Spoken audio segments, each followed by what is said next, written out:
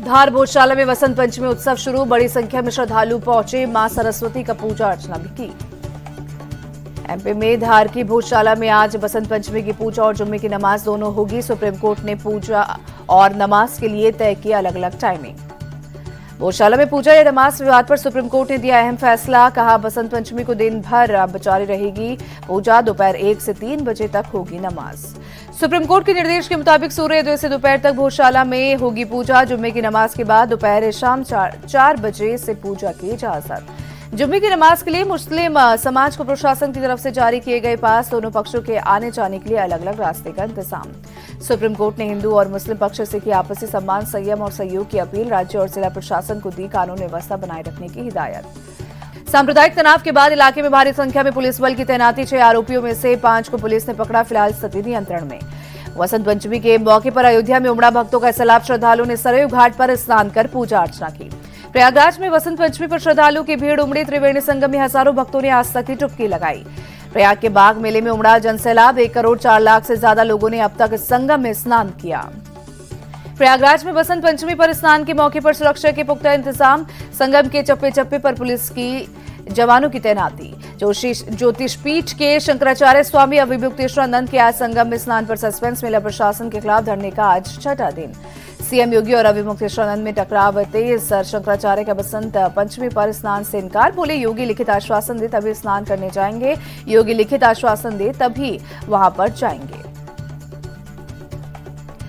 वही अविमुक्तेश्वरानंद धरने पर बैठे और बोले कि स्नान करने जाएंगे तो फिर मारपीटा जाएगा। योगी के कालनेमी वाले बयान पर भी भड़के शंकराचार्य। संगम किनारे 6 दिन से धरने पर बैठे हैं अविमुक्तेश्वरानंद।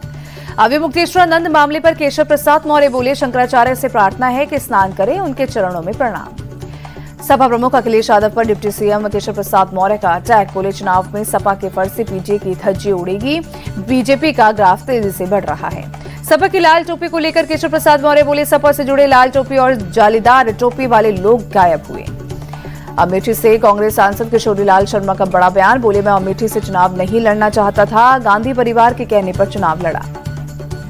अमेठी से राहुल गांधी की हार पर किशोरीलाल बोले हार के पीछे जनता का हाथ नहीं, कांग्रेस का मैनेजमेंट जिम्मेदार था। जनता की नीयत पर सवाल उठाना गलत। किशोरीलाल शर्मा बोले अमेठी हमेशा से कांग्रेस की जमीन रही, यहाँ के लोगों पर शक नहीं किया जा सकता। अमेठी के लोग हमेशा से कांग्रेसी। राजस्थान के डिडवाना में जैन श्वेतांबर तेरापंथ मर्यादा महोत्सव में आरएसएस चीफ मोहन भागवत ने कहा दुनिया को मर्यादा और आचरण का मार्ग दिखाना भारत की जिम्मेदारी। मोहन भागवत ने कहा पूरी दुनिया की चिंता करता है भारत, कई देशों के संकट में की मदद, यही हमारी सांस्कृतिक पहचान भी है। लखनऊ में सीएम योगी ने नेताजी सुभाष चंद्र बोस को उनकी जयंती पर श्रद्धांजलि दी। बोले नेताजी का विराट व्यक्तित्व हर भारतीय को प्रभावित करता है। नेताजी सुभाष चंद्र बोस की आज जयंती। पश्चिम बंगाल सीएम ममता बनर्जी ने श्रद्धांजलि दी। 77वें गणतंत्र दिवस की फुल ड्रेस रिहर्सल। दिल्ली के कर्तव्य पथ पर एयरफोर्स की अगुवाई में जवानों ने परेड रिहर्सल की। उपराष्ट्रपति सीपी राधाकृष्णन भुवनेश्वर दौरे पर। एयरपोर्ट पर राज्यपाल और सीएम मोहन चरण मांझी ने स्वागत किया।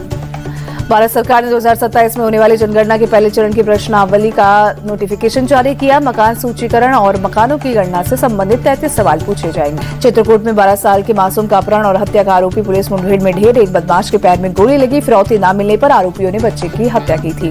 नोएडा के शिव नादर स्कूल को बम से उड़ाने की धमकी। पुलिस प्रशासन और बम निरोधक दस्ता मौके पर पहुंचा। जांच जारी। स्कूल ने बच्चों की छुट्टी की। नोएडा के सेक्टर 71 में दर्दनाक सड़क हादसा। तेज रफ्तार स्कॉटा कार डिवाइडर से टकराई। एक लड़की की मौत, 2 लोग घायल। नोएडा के फेज 3 में हुआ हादसा। पुलिस ने मौके पर पहुंचकर शव को पोस्टमार्टम के लिए भेजा। पुलिस कार कब्जे में लेकर जांच में जुटी। लखनऊ में 21 मार्च तक धारा 163 लागू। राजभवन, सीएम आवास, विधानसभा और सरकारी दफ्तरों के आसपास धरना प्रदर्शन और ड्रोन उड़ाने पर लगी पाबंदी। बसंत पंचमी से लेकर शिवरात्रि तक 3 महीने के लिए लागू रहेगी धारा 163। लाठी, डंडे, तलवार, त्रिशूल जैसे हथियार लेकर चलने पर रोक। ऑनलाइन डिलीवरी बॉयज का होगा पुलिस वेरिफिकेशन। दिल्ली समयपुर बादली में 2 गुटों के विवाद में शख्स की चाकू मारकर हत्या। पुलिस ने एक नाबालिग सहित 5 लोगों को गिरफ्तार किया। पुरानी रंजिश में हत्या की आशंका। यूपी के कानपुर में हवाला कारोबारी के घर क्राइम ब्रांच की रेड। पुलिस ने करोड़ों रुपए कैश किए बरामद। यूपी के मथुरा में साइबर पुलिस ने फ्रॉड गैंग का किया भांडाफोड़। महिला सहित 5 साइबर ठगों को किया गिरफ्तार। गिरोह ने डिजिटल अरेस्ट कर करोड़ों की ठगी को दिया अंजाम। जोधपुर में नकली घी फैक्ट्री का भांडाफोड़, अमूल सीड, सरस समेत कई नामी कंपनियों के करीब 120 नकली घी के टीन बरामद, 2 गोदामों से पैकिंग का सामग्री और मशीनें भी जब्त। नकली घी की कीमत करीब 25 लाख रुपए, आरोपी की कार से करीब 1 किलो अवैध अफीम का दूध बरामद, 3 आरोपी गिरफ्तार।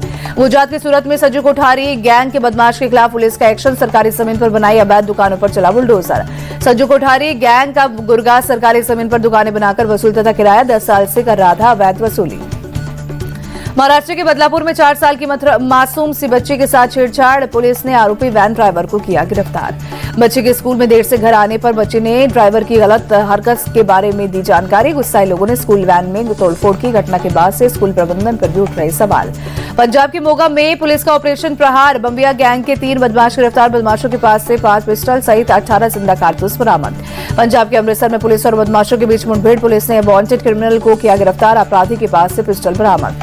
दिल्ली एनसीआर में बदला मौसम का मिजाज, तेज हवाओं के साथ कई जगह पर बारिश, ठिठुरन भी बढ़ी। मौसम विभाग ने पहले ही तेज हवाओं के साथ बारिश का अनुमान जताया था, अगले 2 दिनों तक ऐसा ही मौसम बने रहने के आसार। जयपुर में शहर के कई हिस्सों में तेज हवाओं के साथ बारिश, तापमान गिरने से ठंड बढ़ी। चंडीगढ़ में शहर के कई हिस्सों में तेज बारिश हुई, तेज बारिश के चलते सड़कों पर यातायात प्रभावित। पश्चिमी विक्षोभ के चलते धर्मशाला में भी मौसम का मिजाज बदला, निचले इलाकों में हुई बारिश, ट्रैफिक हुआ स्लो, तापमान गिरने से ठंड बढ़ी। जम्मू कश्मीर के उधमपुर में कई जगहों पर बारिश हुई, तापमान में भारी गिरावट दर्ज, कपकपी भी बढ़ी। हिमाचल के मनाली में हुई ताजा बर्फबारी, सड़क और गाड़ियों पर बिछी बर्फ की चादर, बर्फबारी का आनंद लेते नजर आए सैलानी। जम्मू में भी मौसम का मिजाज बदला, शहर के कई हिस्सों में बारिश हुई, सड़कों पर गाड़ियों की रफ्तार धीमी हुई। शिमला में जबरदस्त बर्फबारी हुई, गाड़ियों पर जमी बर्फ की सफेद चादर, तापमान गिरने से ठंड बढ़ी। रामबन के ऊपरी इलाकों में जबरदस्त बर्फबारी, सड़क से लेकर पहाड़ों तक चारों ओर बर्फ ही बर्फ, नजारा हुआ बेहद खूबसूरत। जम्मू कश्मीर के बारामूला में भी हुई ताजा बर्फबारी, सड़क और घर की छतों पर जमी बर्फ की मोटी परत, पेड़ों पर भी बर्फ जमी। जम्मू कश्मीर के बनिहाल में भीषण बर्फबारी, सड़कों पर बर्फ जमने से ट्रैफिक बुरी तरह से प्रभावित, गाड़ियों की लंबी लाइन लगी। बड़गाम में भी चारों ओर बर्फ ही बर्फ, हेवी स्नोफॉल के चलते घर की छतों पर जमी बर्फ की मोटी मोटी परतें, सड़क और पहाड़ों ने भी ओढ़ी सफेद चादर।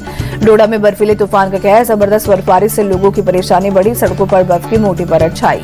माता वैष्णो देवी के दरबार में भी भीषण बर्फबारी, रात से कटरा के पूरे इलाके में बर्फबारी हो रही, बर्फबारी से ढका वैष्णो माता का दरबार। श्रीनगर में अचानक बदला मौसम, भारी बारिश और तूफान ने मचाया कहर, दुकानों के बोर्ड और टीन शेड टूटे, बड़े बड़े होर्डिंग रास्ते पर गिरे। कुपवाड़ा में ताजा बर्फबारी के बाद पूरे शहर ने ओढ़ी सफेद चादर, पहाड़, पेड़, सड़क और घरों की छतों पर बर्फ की मोटी मोटी परतें छाई।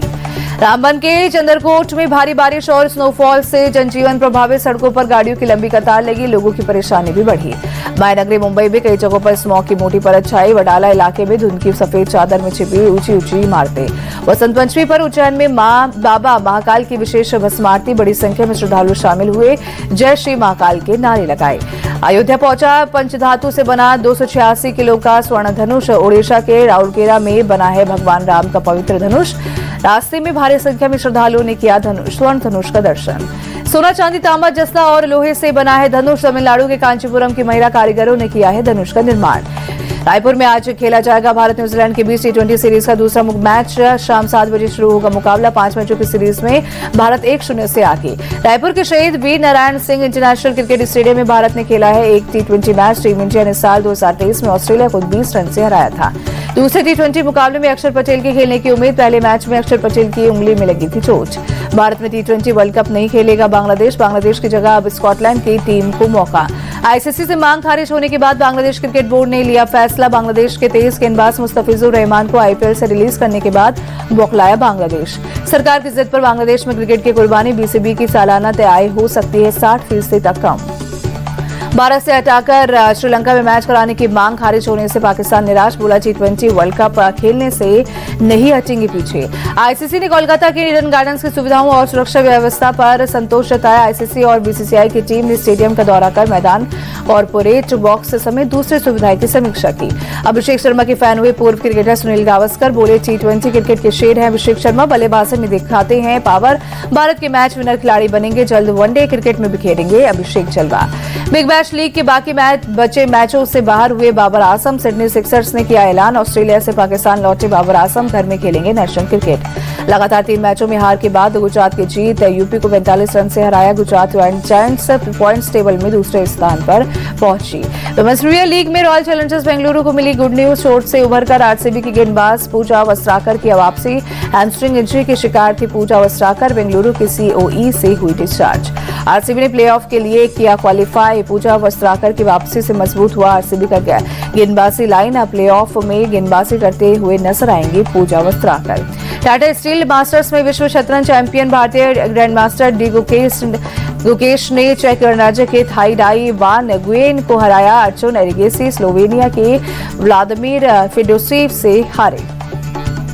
इंडोनेशिया मास्टर्स के क्वार्टर फाइनल में बनाई पीवी सिंधु और लक्ष्य सेन ने को जगह। प्री क्वार्टर फाइनल में सिंधु ने डेनमार्क की लाइन केरफेल को 21-19, 21-18 से हराया। क्वार्टर फाइनल में चीन की चेन यू फेई से भिड़ंत।